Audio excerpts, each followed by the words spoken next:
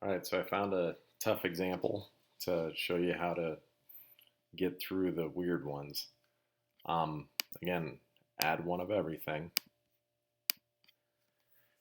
And then the next thing that I would probably do is look at the hydrogens because the nitrogens are the same and oxygens are in lots of stuff, right? So whatever's in the most things, like oxygen is in three different things, is probably the last element you should do. So I'm going to look at the hydrogens and I need six on both sides using kind of a least common multiple idea again. So that's just something I would have to start with. And then I would realize, oh, now I have two nitrogens on the left. So I'll add another one on the right. But then the problem is I start trying to balance the oxygens, which the only thing left to change is over here.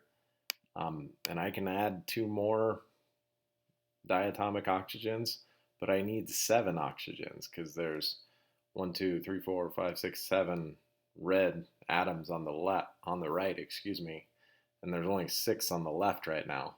So what ends up happening in a case like this is everything else aside from the oxygen that I was just trying to mess with.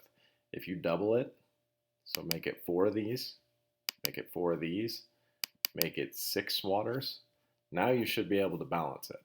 Because the only problem was you had an odd number of oxygens on the right, and now there should be an even number. There should be 14.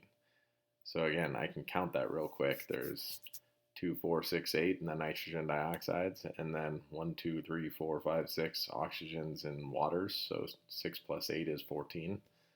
So now I can do 7 oxygens over here, and it'll actually be balanced. So that will happen every once in a while. That is the trickiest kind of equation to balance. But when you just can't make one thing work out, but you could if you could use a not whole number. Before I could have used a 3.5 for that oxygen and it would have worked fine. That's when you know that you should double everything else.